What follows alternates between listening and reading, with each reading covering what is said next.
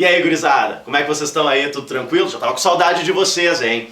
Bom, antes de começar a aula aqui, eu quero mandar um abraço pra Recife, cara, ou pra Pernambuco como um todo aí, que tem assistido muito às nossas aulas, tá? Aquele abraço aqui do auladê.com.br. Mas em especial para uma moça chamada Maria Luísa Marinho, que tem deixado uns recados muito bacanas, incentivando o nosso trabalho. Acabou de passar na primeira fase aí da Universidade Federal de Pernambuco. Vai dar tudo certo, guria. Vamos continuar nesse trabalho aí que depois a gente vai comemorar. E sobre aquele abraço, eu vou te cobrar, hein? Um dia eu vou botar o pé aí em Pernambuco, vou ter o prazer de conhecer e aí tu vai me dar aquele abraço que tu prometeu, certo? Agora voltando aqui para a aula, sou o Bira, professor de literatura, né? Cara, o que nós vamos trabalhar hoje? Nós vamos trabalhar o modernismo. Vocês lembram da aula anterior que eu falei para vocês que didaticamente nós temos 3 fases ou 3 gerações no modernismo. A primeira fase ela está diretamente ligada ao quê? A Semana de Arte Moderna. Lembra? Rebeldia, destruição, experimentalismo, né? Lembra lá o Oswald de Andrade, o Mário de Andrade, né? Só para dar um lembrete aqui para vocês. Hoje nós vamos para a segunda fase, pessoal. Uma fase também conhecida como de construção ou reconstrução. Aqui vocês vão ver um cara muito empolgado dando aula, cara, porque aqui estão os gênios da literatura brasileira. Só que nós temos um detalhezinho aqui eu tenho um detalhezinho para avisar para vocês, que é o seguinte: essa segunda fase, tecnicamente, ela é dividida em 2 planos, tá? Ela é subdividida, digamos assim. Ela é dividida em poesia moderna, e aí nós vamos trabalhar alguns poetas dessa geração, e na próxima aula eu vou trabalhar o quê? O romance de 30 ou o regional de 30, tá? Para não ficar tudo num videozinho só. Então, tecnicamente tem essa divisão mesmo e a gente vai trabalhar dessa forma, certo? Cara, aqui estão as minhas paixões na literatura. Só para te ter uma ideia. Então, cara, eu tô todo oriçado hoje aqui para dar essa aula, certo? Poesia moderna, eu tô falando de quem, velho? Drummond, Cecília, Mário Quintana, Vinícius de Moraes. Depois a gente vai ver cada um deles, né? Mas antes disso, vamos dar uma olhadinha aqui então.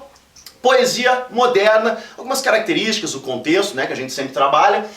Didaticamente, nunca esqueçam disso, essa segunda geração vai de 1930, término da primeira fase, né, até 45. Tá? Aí quando vai começar a terceira fase ou terceira geração, certo? Poesia moderna, o que nós temos aqui então? Qual é o contexto histórico? Gurizada, de 30 a 45 vocês estudam em História Geral, já estudaram no ensino médio, é talvez a pior fase da história do século XX no mundo, né? Por quê, pessoal? No Brasil a gente tem a Revolução de 30, Getúlio Vargas, mão de ferro, ditadura, vai ao poder, né, pessoal? Mais de uma década lá fica no poder no Brasil e a gente sabe as consequências desse homem no poder, né? Nós temos a Revolução Constitucionalista, um momento importante também aqui da história do Brasil. Agora, os grandes acontecimentos estão no mundo, né, pessoal? E isso vai influenciar o mundo, né? Parece uma redundância, mas é verdade. O que está rolando entre 30 e 45? Não esqueçam que já terminou a Primeira Guerra Mundial, né? Já passamos por uma Revolução Russa, tá? Mas parece que não tinha terminado ainda os problemas desse século, né? O que nós temos aqui? Segunda Guerra Mundial, pessoal, né? Os estados totalitários, nazismo, fascismo. Imagina o ser humano nessa época, cara. A agonia, o medo, né? As perspectivas de futuro, né? Terceiro Reich aqui, Hitler, as invasões, campos de concentração, aquela desgraça que a gente conhece na história, né, pessoal? Outra coisa, Guerra Civil Espanhola, né? Um momento difícil, grosseiro da história da Espanha, onde o Picasso vai retratar na sua obra Guernica, né? Todos os acontecimentos, aquela dor, enfim, aquela falta de luz, de futuro, as perspectivas praticamente não existiam nessa época para cada indivíduo, né? E para fechar, né, pessoal? Bombas atômicas, né? Guerra nuclear, pessoal. Existe uma possibilidade, né? E a gente sabe que depois de 45 também vai ter a Guerra Fria, né? 2 eixos, né? Um eixo capitalista lá, que tem como principal mentor os Estados Unidos, um eixo socialista com a União Soviética, a Rússia, né? Mas as bombas atômicas, né, largadas em Hiroshima e Nagasaki, né, pessoal? Então, obviamente, esse contexto vai aparecer na literatura. Imagina na poesia, isso aqui é tema, assim, para ser lapidado, né? Então, basicamente, esse é o nosso contexto, tá? Segunda fase modernista, de 30 a 45, poesia moderna. Fechamos? Vamos seguir aqui. Quais são as características desse movimento, pessoal? Notem que são características que estão diretamente ligadas ao quê? Aquele contexto que eu acabei de falar. Né? Olha aqui, ó, literatura politizada, engajada, né, pessoal? Nós temos problemas sérios econômicos, sociais, políticos, mundiais. Guerra mundial, bicho, né? Então vai ser uma literatura que vai olhar para os problemas do Brasil, aqui especificamente na poesia moderna, mas na literatura universal, aí na literatura do mundo, vai ser uma literatura engajada como um todo, certo? É uma fase de amadurecimento, significa que aquela primeira fase que quebrou a porta, digamos assim, passou a boiada, fez barulho, né, mostrou o novo, essa fase veio o quê? Para organizar, como eu disse, construção ou reconstrução. Então esses gênios aqui da literatura vão fazer o quê? Vão ter mais bagagem, o contexto é diferente e vão melhor trabalhar a poesia. Não vão usar muito do experimentalismo lá da primeira fase. Depois eu vou mostrar para vocês, certo? Interpretar o eu no mundo. Cara, é uma literatura aqui da segunda fase, em especial na poesia moderna, filosófica, né, pessoal? Existencial. O que o indivíduo vai fazer nesse mundo? Né? Para que eu sirvo? Como é que eu vivo? Minha família, meus filhos? Qual é a perspectiva de futuro, né, perante um contexto tão destruidor, né? Parece que a vida está agonizando, ela está respirando por aparelhos aqui. Então, esses poetas eles vão tentar interpretar o quê? Esse ser, esse indivíduo no mundo, certo? O intimismo, né, o íntimo vai entrar, vai voltar à subjetividade dos autores aqui e eles vão externar para nós essa visão de mundo que eles têm, certo? O espiritual, o místico vai aparecer, porque vão vir perguntas, né? E por que está acontecendo isso? Né? E vão voltar algumas perguntinhas antigas, né? De onde viemos, para onde vamos. Vamos tentar analisar filosoficamente essas circunstâncias onde nós, cada um dos indivíduos, estamos inseridos, certo? Questionamento da realidade, né? Esses problemas vão aparecer e diferente lá do pré-modernismo ou até do realismo lá do Machado de Assis, aqui vai ter um engajamento social muito forte, vai mostrar os problemas para nós e vai tentar solucioná-los. Tá? Vai estudar as raízes, vai pesquisar, que é diferente dos períodos anteriores, certo, pessoal? Então vai ter um aprofundamento muito interessante aqui, ok? E na técnica, na parte técnica aqui dos poemas, verso livre e poesia sintética. Cara, não quer dizer que não tem alguns poemas longos, mas no geral são poemas muito objetivos, curtos, sintéticos, mas vão passar informações maravilhosas para nós, chocante, impactante. Eles vão mostrar assim, ó, verdades para nós que aqui estão na nossa frente, né, na ponta do nosso nariz. Certo, gurizada? Então essas características nós vamos encontrar em todos os autores da poesia moderna. Ok? E quem são esses autores? Agora sim eu fico feliz. Nossa senhora, cara, agora sim. Olha só, com quem eu começo? Eu vou começar com o Manuel Bandeira.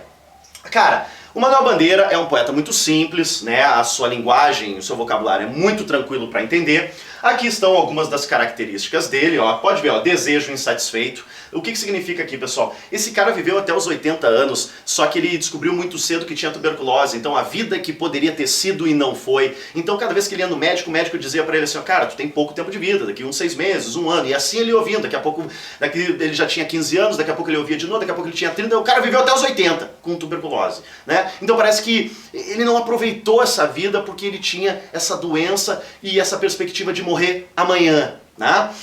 Infância, ele vai retornar à sua infância. É muito comum aqui os poetas voltarem às suas raízes, né, para falar da sua família, de quando tu era pequenininho, né? Normalmente viviam no interior e tal.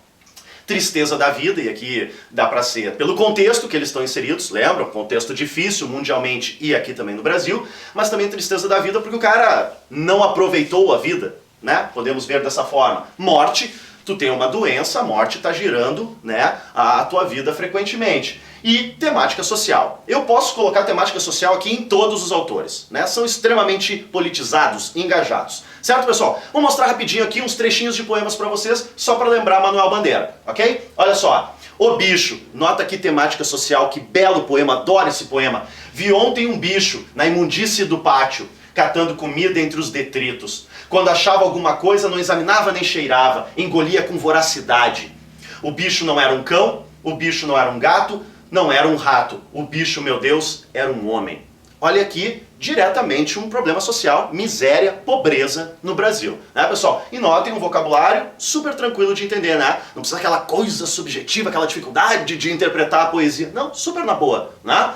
Olha outro aqui bonitinho dele aqui, ó. Vou-me embora pra Pazárgada. bem conhecido. Botei só o trecho principal. Vou-me embora para Pasárgada, lá sou amigo do rei. Lá tenho a mulher que quero, na cama que escolherei, vou-me embora para Pasárgada. Com essa questão, circunstância da vida dele, né, de doença, de morte, da tuberculose, da tristeza da vida, ele cria um mundo paralelo, né? A tal Pasárgada, que é bela, tudo é funcional, tudo é bonito, e lá ele é amigo do rei, tem a mulher que ele quer e na cama que ele escolher, né? Então fica bacana aqui nesse sentido de ele criou um mundo para ele nesse poema, né? Um mundo onde não é aquela desgraça, aquela dor sem perspectiva. Certo, pessoal? Vamos aqui rapidinho de novo. Porquinho da Índia. Eu gosto desse poema porque ele é meigo, né? Ele é meigo. Notem aqui que poeminha bacaninha dele. Olha só. Quando eu tinha 6 anos, mostra aquela questão da infância, né? Ganhei um porquinho da Índia. Que dor de coração me dava, porque o bichinho só queria estar debaixo do fogão. Levava ele para a sala, para os lugares mais bonitos e mais limpinhos. Ele não gostava. Queria estar debaixo do fogão. Não fazia caso nenhum das minhas ternurinhas. O meu porquinho da Índia foi minha primeira namorada. Daí tu pensa assim, como assim namorada? Não, pessoal, não pensa bobagem, né? O que a gente pensa aqui de namorada, cara? Ou de amizade? Foi o primeiro bichinho da vida dele, provavelmente o companheiro da infância dele, né? Então ele lembra com saudosismo, com tristeza, porque esse bichinho não existe mais, né, e tal. E aqui está o início da vida dele, das lembranças. Um porquinho da Índia como seu amiguinho e faz um paralelo aqui, né, uma metáfora como a sua primeira namorada, o seu primeiro contato, né? Então, porquinho da Índia mostra isso para nós. Certo, pessoal? Manuel Bandeira, basicamente é isso. Tranquilo? Vamos para outra, a dama da literatura brasileira. Que mulher bela, cara, eu adoro a Cecília Meirelles. A Cecília Meirelles, cara, ela tem algumas particularidades aqui. Temática social ela tem, a fugacidade do tempo, essa coisa da passagem, né, do tempo aqui, esse mundo que está envolvida ou que ela está inserida. Entretanto, de todos os poetas dessa geração, ela é que tem uma linguagem um pouco mais elevada. Ela voltam, digamos assim, às formas clássicas, que aquela lá, primeira geração quis quebrar, ela retoma, ok? Olha só, o intimismo, e aqui o papel da mulher, a mulher inserida nesse contexto machista e difícil, que a gente sabe qual é, né? Linguagem elevada, a melancolia, o existencialismo, né? Ou seja, o indivíduo inserido nesse mundo, então vai ter aqui uma poesia extremamente filosófica dela, né? Existencial. E a passagem do tempo é uma constante na sua obra. Certo, pessoal? Gosto muito dela. Cecília Meirelles acho que tem uma visão de mundo, principalmente nessa questão do tempo, bem interessante. Vamos dar uma olhadinha aqui rapidinho no poema dela? O nome é Retrato. Tá? Eu não tinha esse rosto de hoje, assim calmo, assim triste, assim magro, nem nestes olhos tão vazios, nem o lábio amargo. Né? Então ela no hoje, se olhando num espelho, enfim, ou no retrato, né? E ela notando que tem uma diferença. Eu não tinha estas mãos sem força, tão paradas e frias e mortas. Eu não tinha este coração que nem se mostra. Notem que eu estou até com um tom de voz melancólico, né? Eu não sei, eu não dei por esta mudança tão simples, tão certa, tão fácil. Em que espelho ficou perdida a minha face? Então, pessoal, aqui, retrato, o poema Retrato fala do quê? Passagem do tempo, né, pessoal? Ela está envelhecendo, né? E com o envelhecer, ela está se achando um pouco o quê? Feia, olhos tristes, mãos sem forças, né? Porque o tempo está passando, ela já não tem mais aquela jovialidade, aquele ímpeto dos jovens, né? Porque ela já tem uma bagagem de vida, né? Então isso aqui é uma constante na obra da Cecília Meirelles. Certo, gurizada? Vamos aqui, ó. Só mais um poeminha dela, que na verdade eu nem botei um trecho de um poema. A grande obra da Cecília Meirelles se chama O Romanceiro da Inconfidência. Que ela faz o quê? Ela retoma aquela história da Inconfidência Mineira lá, né, no século XVIII, os anos de 1700. Lembra? Tiradentes, os autores Árcades. Ela faz uma releitura, ela traz fatores históricos, ela reescreve essa história, mas poeticamente e maravilhosamente. Ok? Então, Romanceiro da Inconfidência, só uma dica aí pra vocês, fica como a grande obra da vida dela. E eu botei até um trechinho que é visto por ela mesma, as palavras dela a respeito dessa obra. Era uma história feita de coisas eternas e irredutíveis. Ouro, amor, liberdade, traições. Que foi o que, basicamente, gira, né, a Inconfidência Mineira, a Conjuração Mineira. Certo, pessoal? Então, matamos aqui Cecília Meirelles, ok? Próximo, Vinícius de Moraes. Deus o livre, esse cara eu gosto muito, cara, eu gosto muito. E vocês conhecem, né? Vinícius de Moraes é simplesmente aquele cara dos sonetos e que também fez parte do quê? Da bossa nova, né, pessoal? Então, rapidinho aqui, vamos dar uma olhadinha aqui nas características. Canta o amor. Deus o livre, ninguém representa o amor melhor do que ele aqui nessa... Assim, na verdade é uma questão de perspectiva, né? Mas ele mexe demais com a questão do amor, né? E o amor em todas as perspectivas possíveis. Isso é interessante no Vinícius, tá? E fora que ele era meio tarado, né? Gostava de um whiskyzinho e tal, noturno. Então era um cara muito gente fina, né? Enfim, exaltação da mulher, compreende a mulher, né? O Chico Buarque bebeu dessa fonte aqui, tá? Pode ter certeza. Mistérios da alma, em especial da alma feminina, né? Mas, claro, de todos os indivíduos. Cotidiano, extremamente social, temática social dele é presente com frequência, né? E botei aqui embaixo a Bossa Nova. Bossa Nova por quê, pessoal? Porque a gente sabe, né, que ele, Tom Jobim, João Gilberto, Toquinho, enfim, essa nata da música brasileira, que criou a Bossa Nova, ele está inserido. Né? Então muitos dos seus poemas, inclusive, foram musicados. Tá? A gente vai falar de Bossa Nova num outro momentinho, tá? Lá da música popular brasileira, certo? Mas só para dar um geral aqui do nosso querido Vinícius. Vamos dar uma olhadinha rápida aqui nos trechinhos de poema. Só poemas conhecidos, né? A maioria são sonetos, né? Soneto da fidelidade. Essa aqui as mulheres adoram, né? Vai correr uma lágrima aqui, né? Porque as mulheres vão olhar esse poema e vão dizer, nunca ninguém falou isso pra mim, né? Olha só, de tudo ao meu amor serei atento, antes e com tal zelo e sempre tanto, que mesmo em face do maior encanto, dele se encante mais meu pensamento. Mas que belo poema, né? Um trechinho aqui do soneto da fidelidade. Olha outro soneto bonitinho dele, soneto do amor total, né? Cruz, esse cara é demais, né? Amo-te tanto, meu amor, não cante, o humano coração com mais verdade. Amo-te como amigo e como amante, numa sempre diversa realidade. Imagina tu falar isso aqui no ouvidinho, né? Imagina tu, guria aí que tá, né, dando aquela estudada, alguém chega e fala isso pra ti. Cruzes, né? Deus o livre. Então tá, olha só, outro soneto da devoção. Esse aqui é interessante, por quê? Porque vai aparecer também a sensualidade, né? O desenho da mulher no Vinícius de Moraes. Curte aqui comigo, ó. Essa mulher que se arremessa, fria e lúbrica aos meus braços e nos seios, me arrebata e me beija e babucia, versus votos de amor e nomes feios. Cara, eu adoro isso. Imagina aquela situação ali, né? O nomezinho feio aqui no ouvido. Cara, é o Vinícius, né? Agora, mais sério, né? Mais compenetrado. Vamos dar uma olhadinha aqui num poema bem conhecido e social, né? A Rosa de Hiroshima, Hiroshima, Nagasaki, bombas atômicas, lembra? Vocês conhecem, né? Musicalmente bem conhecido também. Pensem nas crianças mudas telepáticas, pensem nas meninas cegas inexatas, pensem nas mulheres rotas alteradas, né? Pensem nas feridas como rosas cálidas, mas ó, não se esqueçam da rosa de Hiroshima.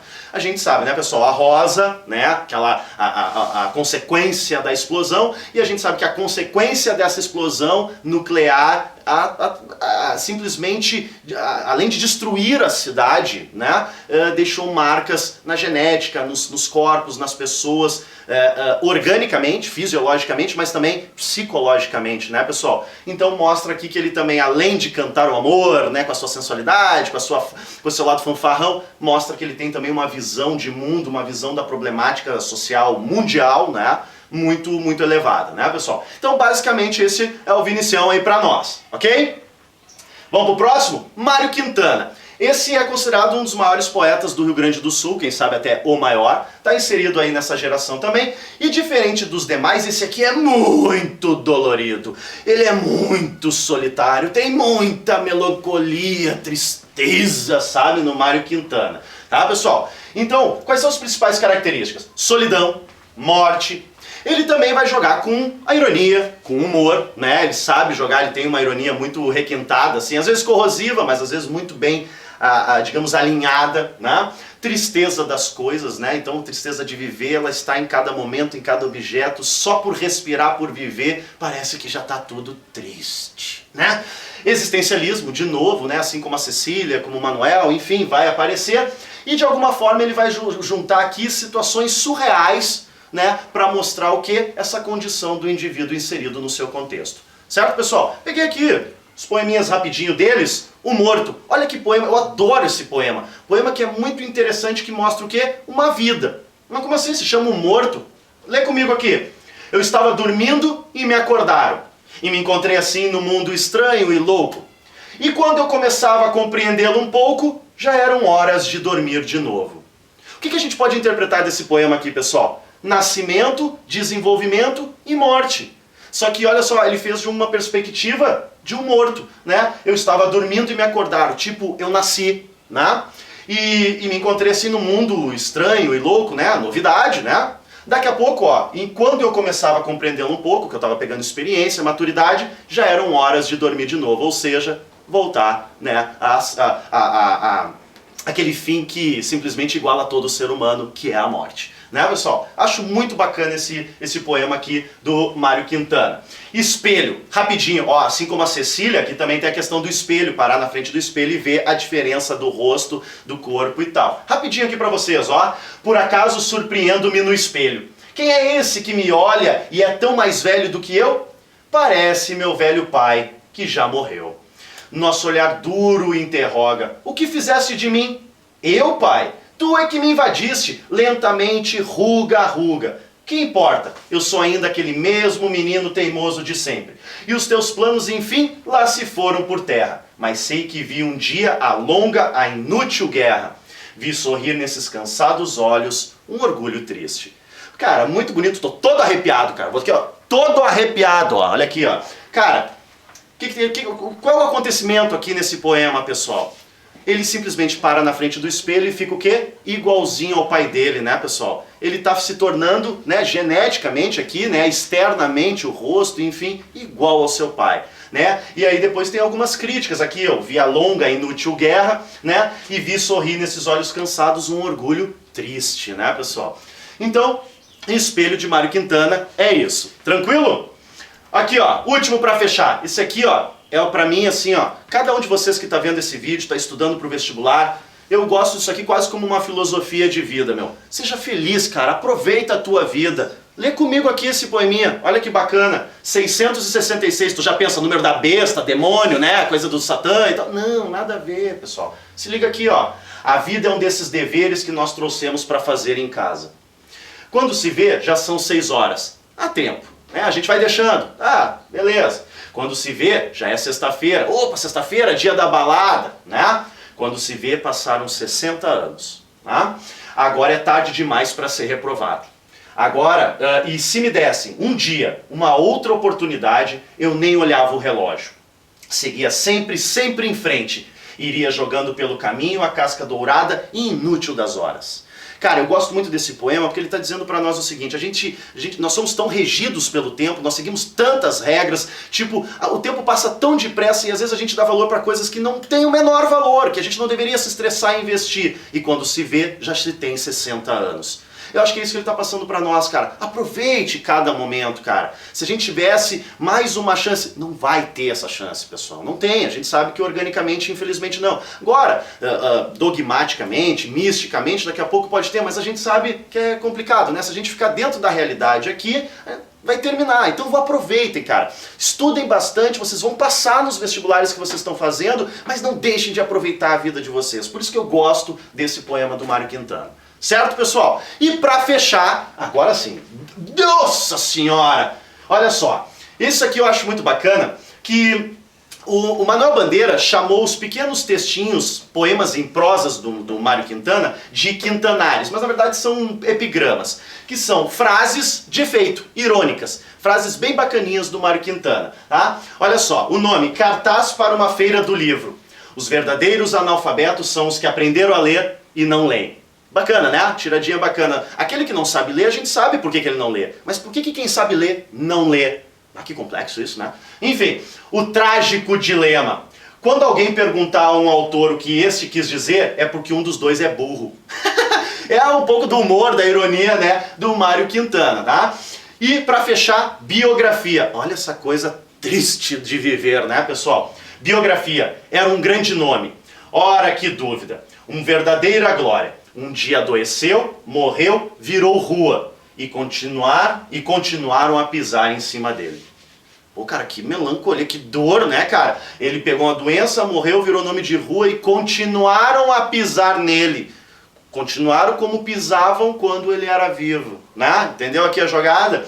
Então os quintanares, ou os epigramas do Mário Quintana, são pequenos poeminhas em prosa, textinhos, frasezinhas de efeito, que tom de ironia, normalmente ironia, de humor e tal. certo? Fechamos aqui o Mário Quintana. E vamos pro último, pro gênio, o filósofo, o pensador, o intelectual, o maior poeta da história do Brasil. Eu costumo dizer que é o nosso Fernando Pessoa, claro, guardada todas as proporções. Aqui está a minha paixão literária. Tá? O Carlos Drummond de Andrade, ele falou de todos os assuntos possíveis, assuntos, temas infinitos, todos os assuntos possíveis que um ser humano pode analisar, desde o amor, infância, casamento, sexo, sensualidade, mas também o social, político, econômico, arte. Claro, ele tem poesia para quase todos os temas, eu costumo dizer todos os temas e determinado assunto. O homem é bom, muito bom. Tá?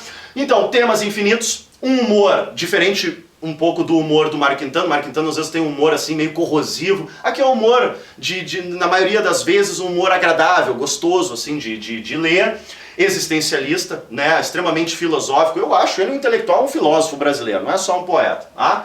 Temática social, ou seja, vai falar dos problemas sociais aqui do Brasil e do mundo, né? Então do macrocosmo, do microcosmo e o macrocosmo.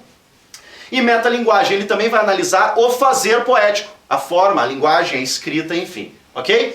Então eu peguei uns poeminhas e todos eles são conhecidos. Eu aposto contigo aqui, agora. Olha só, poema de 7 faces. Quando eu nasci, um anjo torto desses que vive na sombra disse: vai Carlos ser gauche na vida, vai Carlos ser torto, sem jeito e tal. Ou seja, vida difícil também, né? Já começa desse jeito, um anjo diz: tu vai ser torto, né? Bem conhecido esse poeminha, certo? Outro aqui, ó, no meio do caminho tinha uma pedra. Tinha uma pedra no meio do caminho. Tinha uma pedra no meio do caminho, tinha uma pedra. Nunca me esquecerei desse acontecimento na vida de minhas retinas tão fatigadas.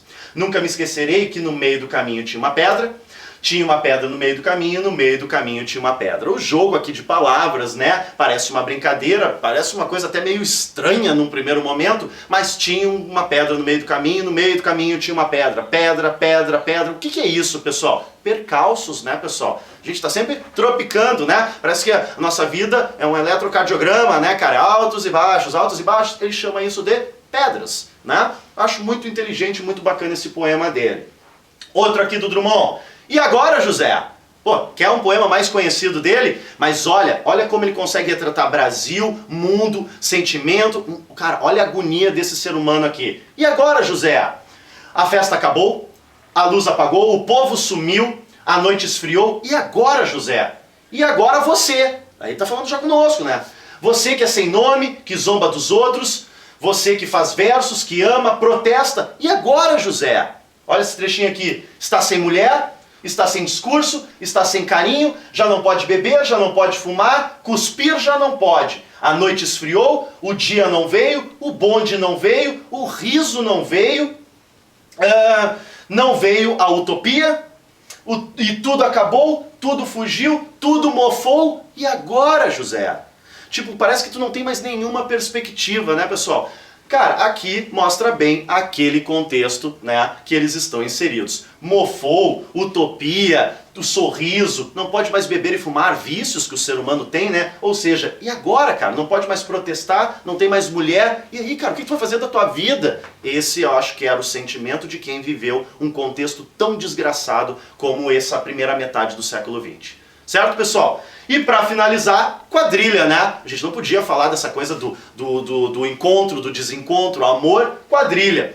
João amava Teresa, que amava Raimundo, que amava Maria, que amava Joaquim, que amava Lili, que não amava ninguém. Então, muito comum isso aqui, né? As pessoas muitas vezes gostam, amam alguém, e esse alguém não retribui. E ainda tem a Lili que não amava ninguém, né? Bom, João foi para os Estados Unidos, Teresa para o convento. Raimundo morreu de desastre, Maria ficou para a tia. Joaquim suicidou-se e Lili casou com J. Pito Fernandes, que nem tinha entrado na história. Que poema bacana esse, né, pessoal? Quadrilha, troca, encontros, desencontros. Tu viu só, cara? Amava, que amava e depois cada um, pum, seguiu o rumo da sua vida. E o mais interessante, só para dar um detalhezinho aqui, lembra a Lili que não amava ninguém? No final do poema, a Lili foi a única que casou. Olha que interessante, a vida tem uma certa ironia, né? E casou com um cara chamado J. Pinto Fernandes. E esse J é de quê, cara? De José? De repente, não sei, né, cara? A gente não precisa saber o primeiro nome desse cara. Vamos chamar ele de Pinto, né? Ela casou com o tal de Pinto, a única que não amava ninguém. Então, na verdade, a quadrilha, ela tenta achar um significado exatamente para a nossa vida, né? E a nossa vida é assim, né? A gente ama alguém que às vezes não nos ama, ou nos ama e a gente não sabe que está sendo amado e tal. E, enfim, tomamos rumos diferentes na nossa vida. Certo, pessoal? Então, assim, ó, foi uma imensa alegria estar aqui com vocês no auladê.com.br. E poesia moderna é uma paixão. Eu gostaria de ficar horas falando de outros poetas, de mais poesia, mas vamos parar por aqui que é o suficiente para vocês, para os vestibulares Brasil afora. Certo, pessoal? Então até a próxima. Tchau!